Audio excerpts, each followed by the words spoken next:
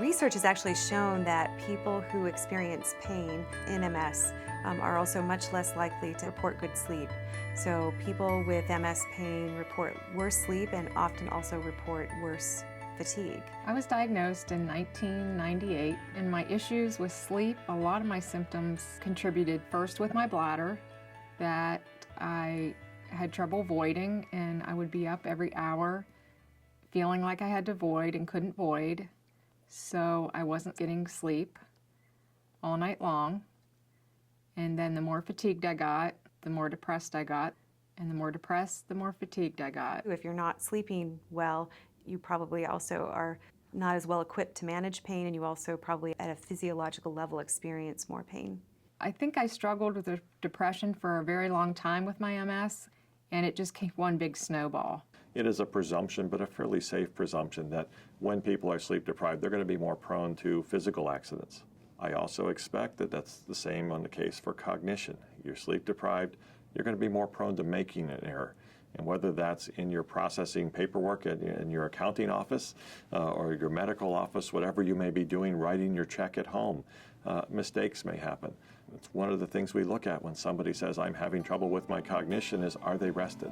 Can they attend to things? Can they keep track of things? So sleep and rest are very important for cognition, for mobility, for safety, so many issues.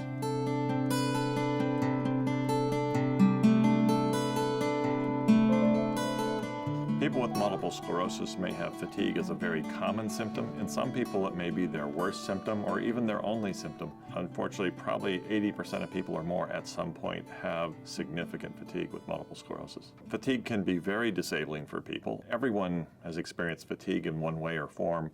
MS fatigue is not by itself a little bit tired or a little sleepy. It is more probably similar to the exhaustion people may have after a bad viral infection, where their whole body is just worn out, no energy to get up and do things. When I see a person who has multiple sclerosis and they report to me that they're fatigued, I need to do a history to find out exactly what do they mean by fatigue and what all might be involved. MS is a very complex disease, and there are numerous factors that can tie into MS fatigue. So the disease itself can cause fatigue as a symptom. The medications we use to treat MS can cause fatigue. The medicines people use to help them have energy during the day to treat their fatigue can impair their nighttime sleep, and then they're left tired because they didn't get enough rest. But MS can interact in so many ways. The spasms might keep people from resting. The bladder, making them wake up 4 or 5 times a night, could keep them from getting enough rest. It's a complicated issue to address, and I think it'd be very helpful for people to learn, for patients themselves to understand so many of these variables so that they're ready and go in to help steer their doctor.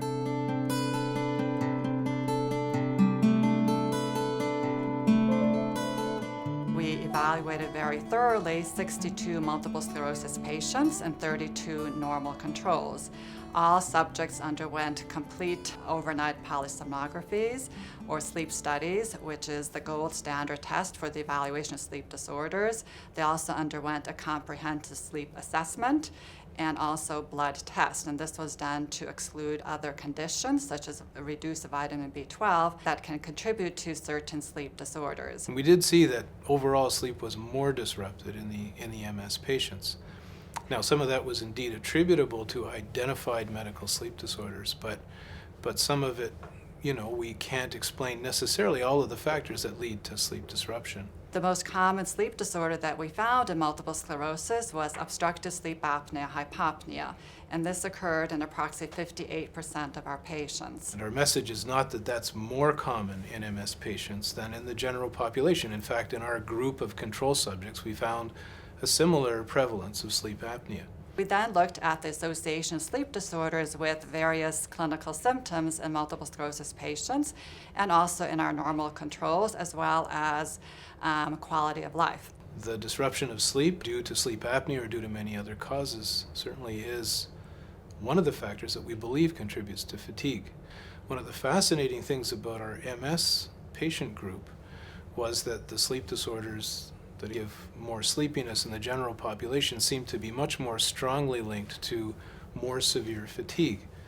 In other words, the sleepiness scores in these patients were not very high at all, and in fact were considered to be within normal limits.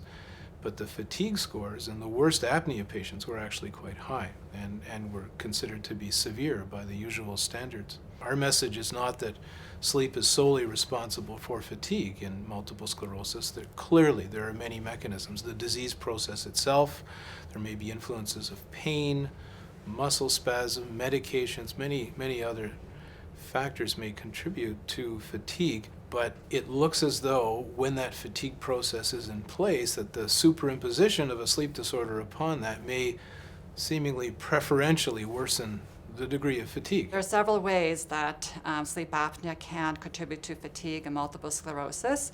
First, the multiple sclerosis disease process is associated with neuronal injury or loss, and it has been found that neuronal injury or loss in multiple sclerosis is associated with fatigue.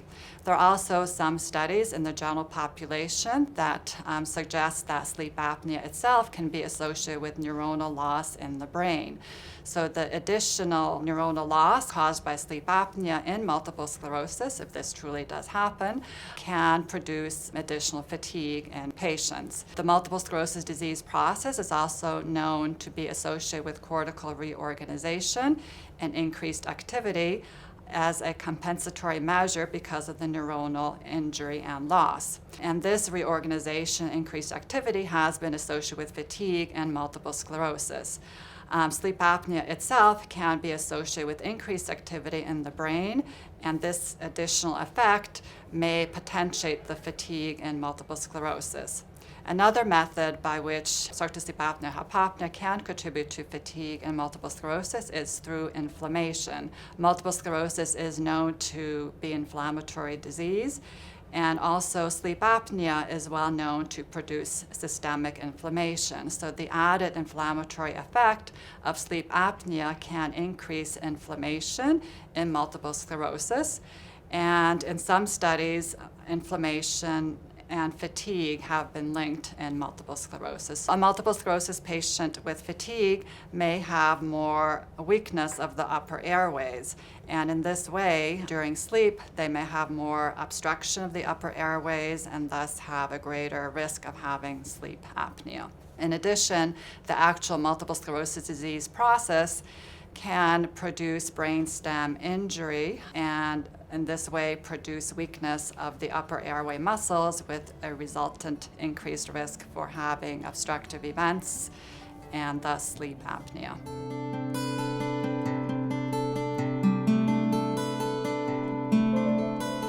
It's important that people with MS address fatigue and address sleep if it's part of their fatigue. When I don't get the sleep I need, I can't think right, I can't focus. It's very hard. My cognition is affected. I get ornery because everything's twice as hard for me to do, and they don't understand. Fatigue in an MS person is not, my friends would say, go home and get a rest and we'll go shopping. Well, I could go rest and I'm gonna feel the same way. That's not gonna go away. I'm still not feeling well, and no, I can't go. And they don't understand, and when people don't understand, you get stressed out and you get more tired. When she doesn't get enough sleep, I really don't want to be around her because she can get really mean when she doesn't get her sleep. And then when she does get a proper amount of sleep, then she's just really nice to me and we actually get along. So it affects us when she doesn't sleep that much. Definitely have a stronger relationship with my daughter when I get the sleep I need and I'm just functioning at a better level. A person with MS might know that they should be seeking help for their trouble with sleep or fatigue if it's interfering with their quality of life. And it may be that the spouse or significant other prompts them to say, you're always tired. Have you thought about this being something else besides? This may not just be what MS holds for you. There's a lot of hope because we can treat most, if not all, of these things. It's a big quality of life issue. If somebody doesn't sleep well and doesn't rest well, they aren't going to feel good.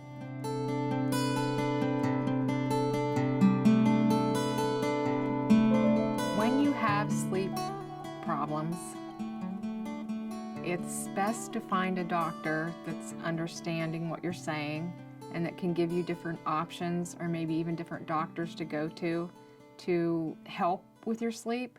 There's different medications, there's different therapies, and there's different doctors you might want to see, but you want to feel comfortable with the doctor you're with. Communicating with your doctor or healthcare team about your fatigue can be difficult. It is helpful when you have a relationship and they know you. They know what you're normally like, and you say, this is what's going on, this is how it's affecting my life. And it may be your best connection is with the physician assistant, the nurse practitioner, the nurse, or the doctor, but being able to connect and say, this is how it's affecting me. I have had to stop attending my children's events in the evening. I am now napping at work for the day. It's just give examples of this is how the fatigue is interfering with my ability to have a quality of life. It may be interfering with the exercise, which of course will make you get more tired in the long run. So, but having some concrete examples to emphasize, this is important to me, doctor.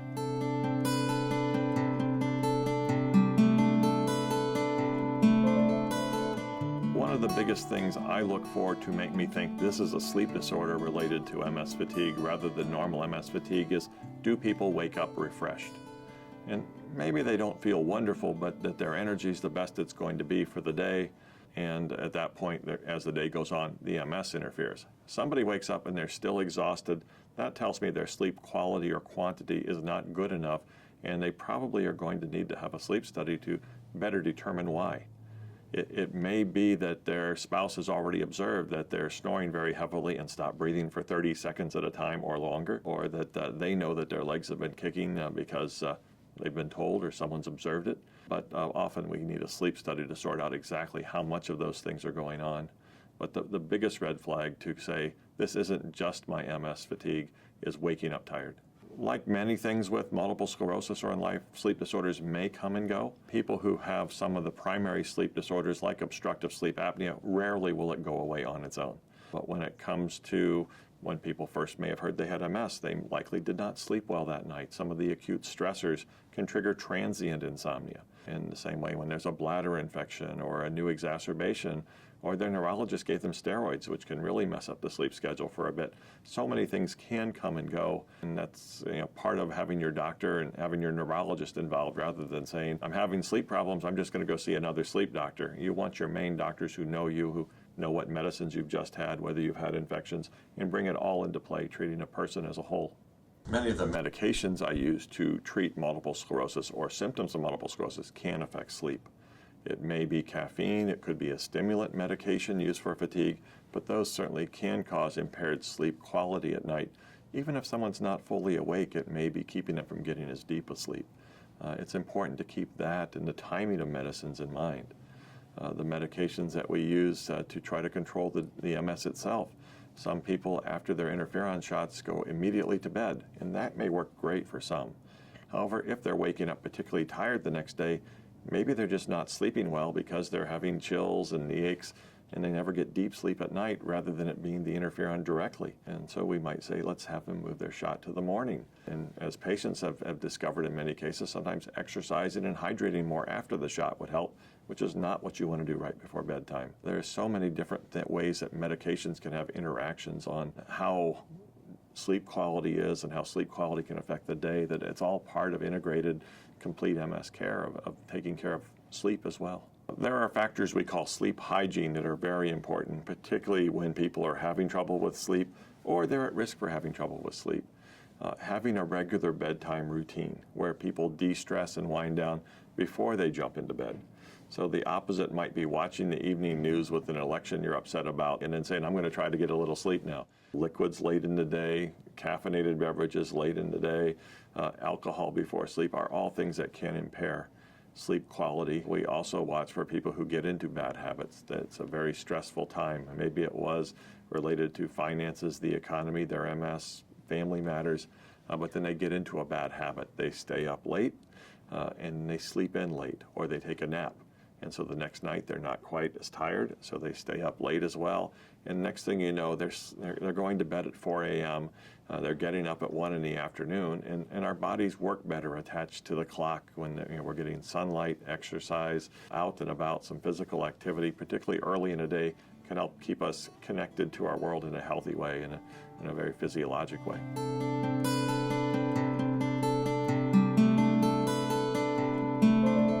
When I am concerned that somebody with multiple sclerosis is not sleeping well, and need to understand it better, I might order a sleep study, or the other term is polysomnogram. A sleep study is a test which includes measurement of the poly part, multiple different variables: brain waves, eye movements, breathing, oxygen, limb movements. So there's a bunch of different electrodes, wires, and sensors on a person's body. And then we also have a camera, and we record their position and movements using that as well.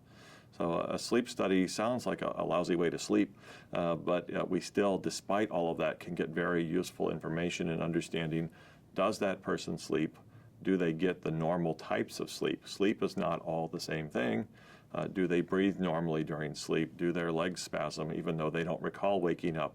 But we can monitor many different variables to get a better qualitative aspect of how much sleep, how impaired to sleep, how good's the sleep, how deep's the sleep, how good's the breathing. Using sleep studies to help better understand why somebody with MS is fatigued or not waking up refreshed can be very effective. One, for what it helps us determine, but also when it tells us that there is not a problem. So when you see that, okay, the person is getting adequate rest, they're not having breathing problems, they're not having the leg spasms, they did get that good, refreshing, deep sleep, but they're still exhausted, the neurologist or family physician may be more comfortable than saying, we're going to treat it in this way. We never just treat a sleep study, we treat patients. And so what we need to do is to take the objective data from the sleep study and to sit with the patient and to interact and look at what symptoms may be related to what we're seeing on the sleep study, and then again how we should treat, or whether indeed we should treat at all, and whether that's appropriate in the current context and with the patient's other priorities. So a sleep study is essential, but not sufficient for making a plan of management and really improving the patient's quality of life.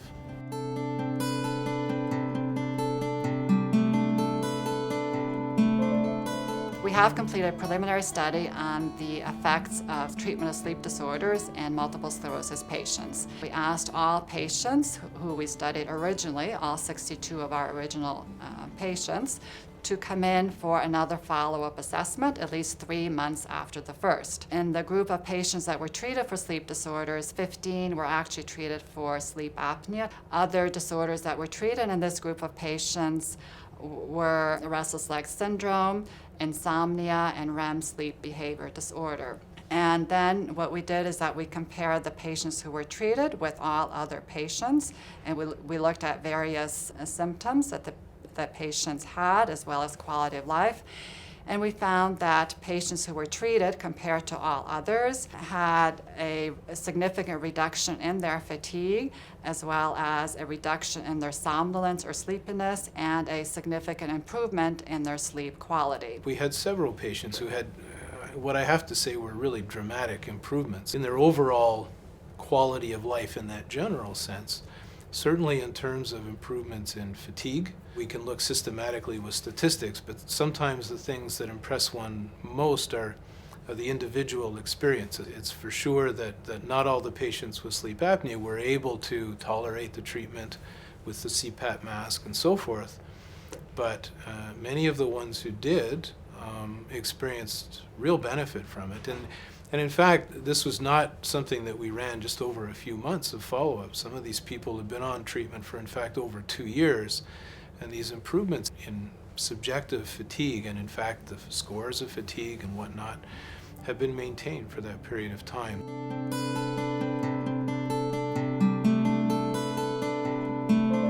With respect to treatment of obstructive sleep apnea, what we're looking for are ways of basically holding the airway open during sleep. The approach of using a mask on the nose, the CPAP, or continuous positive airway pressure, is a very simple one. We're basically doing nose-to-mouth resuscitation. The machine is blowing into the airway to hold it open.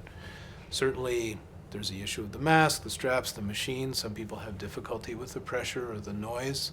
Most people with moderate to severe sleep apnea will do very well with the CPAP treatment. Some people do have difficulties.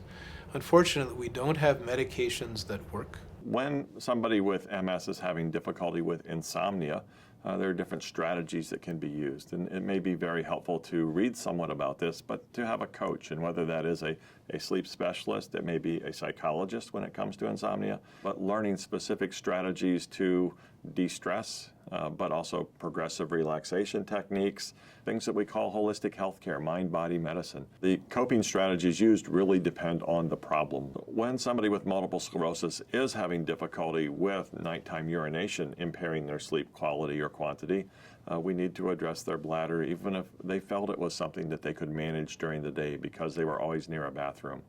It may be relaxing the bladder wall with the medicines that control that. It may be relaxing the sphincter so they can empty their bladder more completely so that they can go to bed with an empty bladder.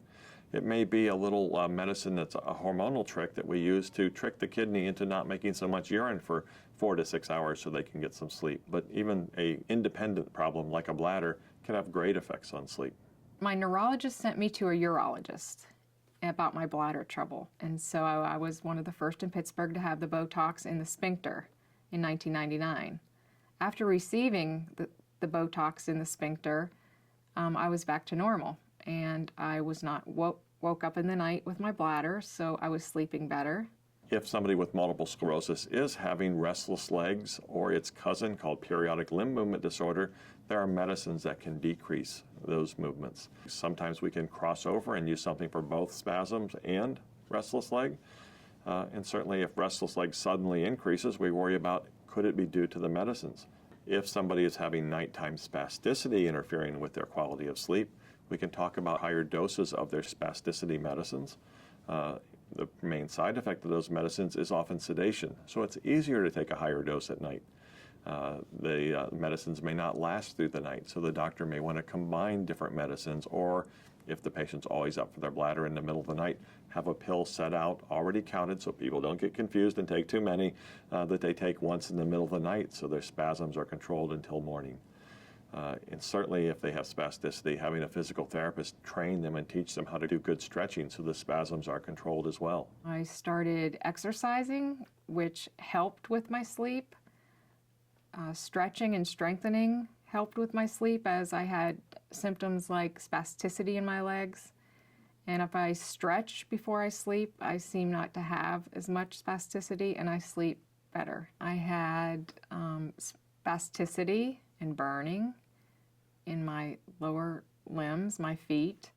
The sheets burn.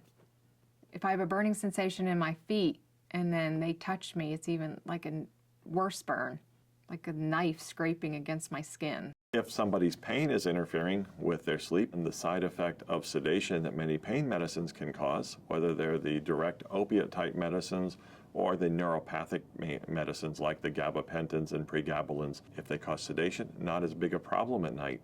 So a patient who's normally doing okay with a milder dose during the day and can't go higher because of sedation may use a higher dose at bedtime, if it's okay with their doctor and they plan this out, to sleep better and take advantage of the sedation as well as pain relief.